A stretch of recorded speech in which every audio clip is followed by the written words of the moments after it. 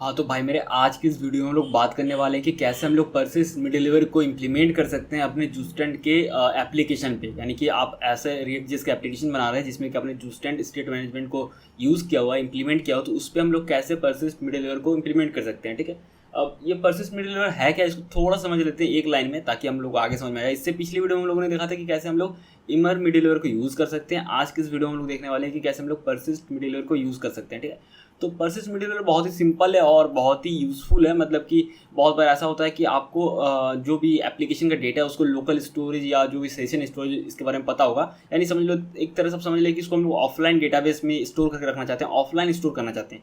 मतलब जो final word है कि ऑफलाइन अगर कैसे हम लोग चाहे तो डेटा को स्टोर कर सकते हैं और बहुत ही सिंपल तरीके से, बिना कुछ झोल झाल किए हुए। ठीक है, बहुत ही सिंपल तरीके से कैसे स्टोर कर सकते हैं। लोकल स्टोरेज या सेशन स्टोरेज, दोनों का अंतर ही बताता हूँ। लोकल स्टोरेज में परमानेंट डेटा रहता है, यानी लाइफ टाइम, जब तक आपका ब्राउजर, आपका लैपटॉप पीसी जब तक सही सलामत है तब तक आपके पास वो डेटा रहेगा। यानी कि मतलब एप्लीकेशन पे आपके ब्राउजर पे जब तक अपने मतलब है तब तक डेटा रहेगा। ठीक है, कुल मिला के बात है कि भाई लाइफ टाइम तक रहेगा। ठीक है, और अगर आप सेशन स्टोरेज यूज़ करते हैं तो वो तब तक रहेगा जब तक कि वो टैब ओपन है या फिर आपका ब्राउजर विंडो ओपन है। जैसे आपने टैब क्लोज कर देना है वो फिर चल जाता है डेटा। ठीक है, ऐसा कुछ होता है लोकल स्टोरेज और सेशन स्टोरेज। तो आप दोनों में से कोई एक यूज़ कर सकते हो। तो कुल मिला के बात है कि परसिस्ट मिडलवेयर को कैसे यूज़ कर सकते हैं, तो चलिए देख लेते हैं। ये जो है ये कोड भी, ये जो मतलब कोड नहीं, यूआई जो है आपको पिछले वीडियो के साथ सेम लगता हुआ वही सेम कोड है, मतलब सेम यूआई है। कोड थोड़ा चेंजेस है।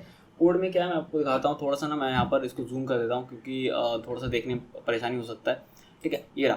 तो अभी क्या है, मैं साइड बार को बैठाता हूँ और थोड़ा सा अगर इसको जूम कर सके हम लोग तो ये हो गया। ठीक है, तो बात करते हैं कि कैसे हम लोग परसिस्ट मिडलवेयर को इम्प्लीमेंट कर सकते हैं। वो काफ़ी सिंपल है परसिस्ट मिडलवेयर को इम्प्लीमेंट करना। जो कोड है हम लोग का, कोड बहुत ही सिंपल है कोड, लेकिन पिछले वीडियो से मतलब पिछले वीडियो के मुकाबले कोड अभी चेंजेज है।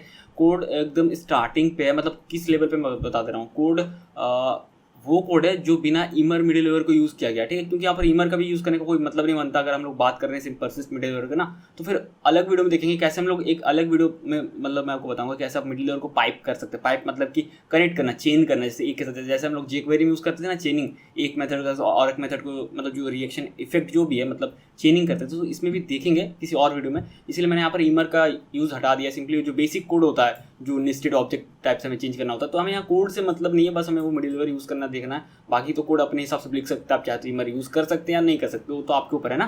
तो ये सिंपल है। ठीक है, तो अभी हम लोग परसिस्ट मिडलवेयर को यहाँ पे यूज़ करने वाले हैं फ्रेंड्स। तो यहाँ पे देख लेते हैं कैसे उसको यूज़ करना है। काफ़ी सिंपल है। आपको पहले इंपोर्ट कर लेना है। यहाँ पे जैसे मैं इंपोर्ट कर ले रहा हूँ इंपोर्ट, और यहाँ पे हमें करली ब्रेसेस देना है फ्रॉम मिडलवेयर सॉरी मिडलवेयर नहीं, पैकेज का नेम जो कि जूस्टेंट है स्लैश मिडलवेयर जो कि सब पैकेज है, और उसके अंदर हमें मिलेगा यहाँ पे ठीक है परसिस्ट। तो इसको करना है और इसको हमें यहाँ पे सिंपली इंपोर्ट कर लेना है परसिस्ट इस तरीके से। ठीक है, ये हो गया। अब क्या करना है, जो हमारा यहाँ पे अपना स्टोर हमने क्रिएट किया क्रिएट फंक्शन के अंदर, जिसमें कि हम लोग कॉलबैक फंक्शन देते हैं जो कि रिटर्न करता है ऑब्जेक्ट जो कि हमारा स्टोर होता है एक्चुअल का। तो हमें क्या करना है, ये जो क्रिएट फंक्शन है इसके अंदर के सारे डेटा को कॉपी मतलब कट कर लेना है। यहाँ सिलेक्ट कर रहा हूँ, यहाँ से शॉर्टकट भी याद था लेकिन अभी पता नहीं भूल गया हूँ। मतलब ईजिली उसको कॉलेप्स करने का फिर सिलेक्ट करेंगे, जो भी हो। यहाँ से इतना सिलेक्ट करके कट कर लेते हैं, तो बस क्रिएट फंक्शन बचा है। तो बस यहाँ पे आपको लिखना है परसिस्ट। ठीक है, परसिस्ट को कॉल करना है उस फंक्शन को जो हमने अभी इंपोर्ट किया, और उसके अंदर हमें अपना स्टोर को पास कर देना है, वो कॉलबैक फंक्शन जिसमें कि स्टोर था। बस इतना ही करना था और कुछ नहीं। और एक चीज़ यहाँ पे करना है, यहाँ पर कॉमा देना है। ठीक है, तो और कॉमा के बाद फिर ऑब्जेक्ट पास करना है। मतलब परसिस्ट फंक्शन के अंदर दो चीज़ जाता है, एक तो भाई जो स्टोर क्रिएट करने के लिए जो कॉलबैक फंक्शन देते हैं ना, जो कि ऑब्जेक्ट रिटर्न करता है वो जाता है, और सेकंड ये ऑब्जेक्ट पास करना होता है कॉमा देके। ठीक है, तो अभी क्या करता हूँ, रुक जाओ। अभी मैं यहाँ पर थोड़ा सा ना शॉर्टकट, शायद वो मुझे याद है या नहीं है। भाई क्या हो गया, एरर आ गया, क्या हो गया। अच्छा एक सेकंड में देखता हूँ, क्लियरली मुझे याद नहीं है। अच्छा, ये सिर्फ एक ही को कॉलेप्स किया है। बाकी अगर यहाँ से देखें कंट्रोल के और करली ब्रेसेस प्रेस करने से कॉलेप्स हो जाता है ना, तो काफ़ी कमाल का लगता है, मतलब काफ़ी सही लगता है। अब सही है। ठीक है, तो जैसे मैं बोल रहा था कि परसिस्ट फंक्शन के अंदर आपको अपने कॉलबैक फंक्शन पास करना होता है, ये रहा। ठीक है, जो कॉलबैक फंक्शन एक गया, पहला पैरामीटर में आपको पास करना ये, मतलब पहला आर्गूमेंट में ये पास करना। सेकंड में आपको ऑब्जेक्ट पास करना होता है, जिसमें कि आपको यहाँ पे क्या करना है, आपको सिंपली नेम देना है। मतलब आपका जो लोकल स्टोरेज पे सेव होगा ना उसका नेम देना। तो नेम आप कुछ भी दे दो, जैसे कि ये फूड से रिलेटेड है, मतलब फल साग सब्जी है, तो मैं यहाँ पर सिंपली लिखता हूँ फूड स्टोर। जो मन करे वो दे सकते हो, आपको यहाँ पर कोई ये नहीं है। ठीक है, और इसको सेव करते हैं और देखते हैं चलिए जाके। तो भाई क्या आ रहा है, मिसिंग जूस्टेंट पैकेज, ऐसा क्यों भाई। ये क्या हो गया, समझ में तो आ नहीं रहा है भाई, क्या सीन है, देख लेते हैं थोड़ा।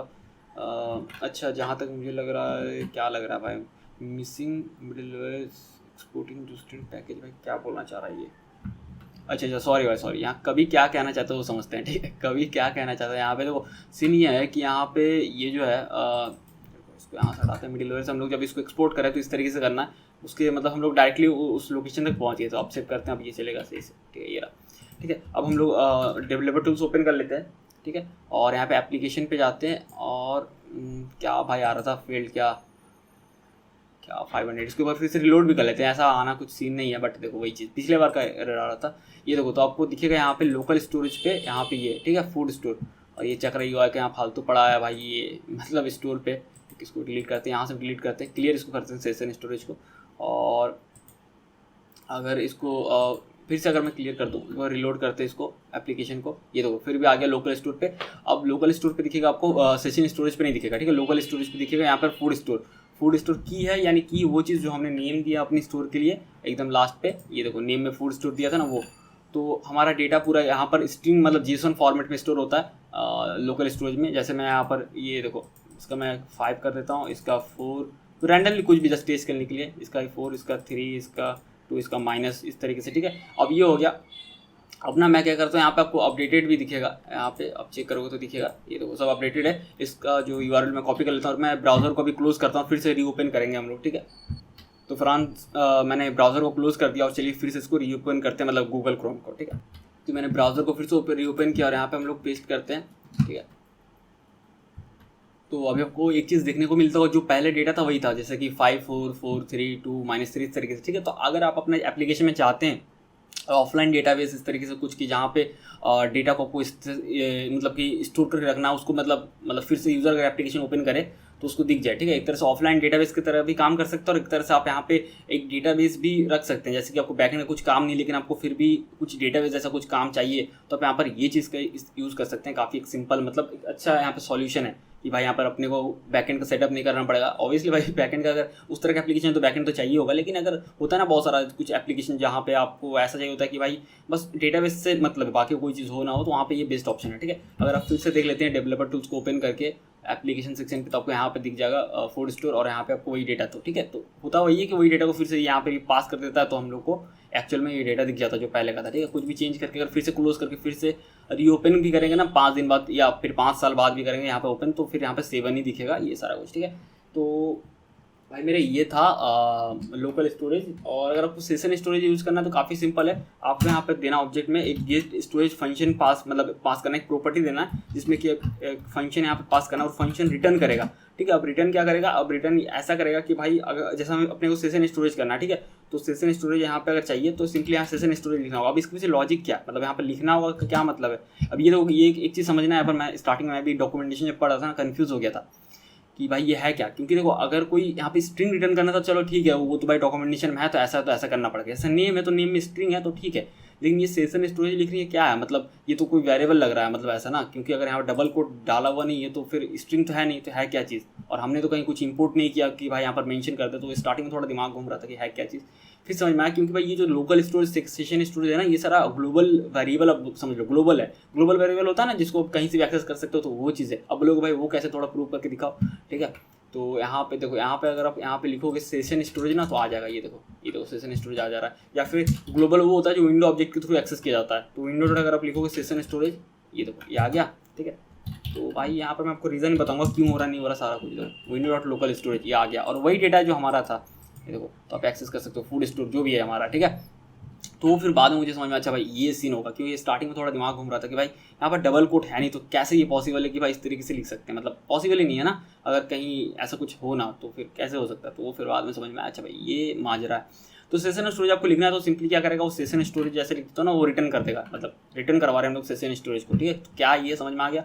अब इसको सेव करते हैं, और अगर देखेंगे यहाँ पे तो भाई यहाँ पे एप्लीकेशन देखते हैं, आपको ना सेशन स्टोरेज में दिख जाएगा, यहाँ पे ये देखो यहाँ पे फूड स्टोर दिख जाएगा, ठीक है।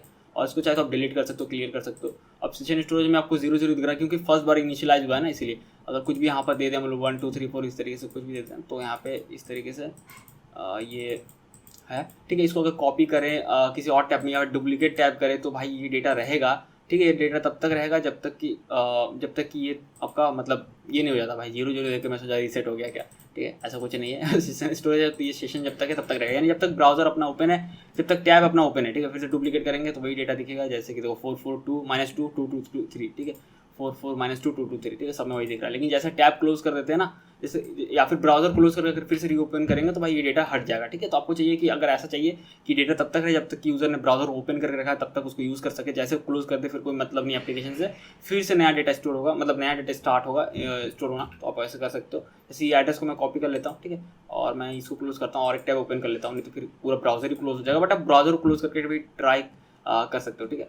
तो यहाँ पर मैं डालता हूँ इसको, और ये देखो फिर से अगर जैसे डालते हैं तो 0 0 हो गया, ठीक है। तो टैब जब तक ओपन था या डुप्लीकेट हो रहा था तभी तक वो पॉसिबल है, या फिर ब्राउजर का विंडो जब तक ओपन है, जैसे क्लोज हो जाएगा या फिर आप नया टैब में डालोगे अगर वो सारे टैब क्लोज हो जाने के बाद तो नहीं रहेगा। तो कुल मिला के बात ये है कि ये भाई टेम्परेरी डेटा स्टोर के लिए है सेशन स्टोरेज, और local storage permanent data storage के लिए, ठीक है। तो ये तो समझ में आ गया। और परसिस्ट जो मिडलवेयर है उसका यूज़ करके आप कैसे डेटा को ऑफलाइन डेटाबेस का फीचर का फ़ायदा उठा सकते हो, तो ये था, ठीक है। तो आशा करता हूँ फ्रेंड्स आपको समझ में आ गया हो कि कैसे हम लोग मतलब परसिस्ट मिडलवेयर क्या है और उसको हम लोग कैसे अपने रियल वर्ल्ड एप्लीकेशन में कैसे यूज़ कर सकते हैं, ठीक है। तो फिर मिलते हैं अगली वीडियो में किसी और टॉपिक के साथ किसी और वक्त पे।